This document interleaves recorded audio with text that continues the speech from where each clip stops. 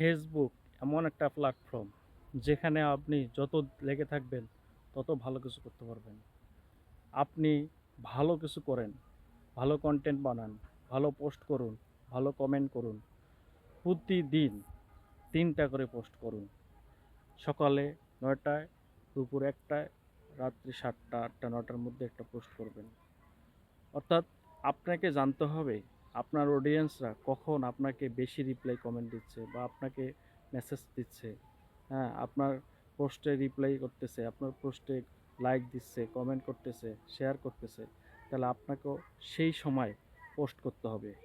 আপনার পোস্টের ধারণা বিষয়টা আপনাকে জানতে হবে যে আমি কখন পোস্ট করলে আমার অডিয়েন্সরা আমাকে বেশি লাইক, কমেন্ট, শেয়ার করবে। আপনি তখনই পোস্ট করবেন। তাই ফেসবুকে গাইডলাইন মেনে এবং নিয়মিত পোস্ট করুন। তাহলে ফেসবুকে আপনি বড় হতে পারবেন। বুঝতে পারছেন?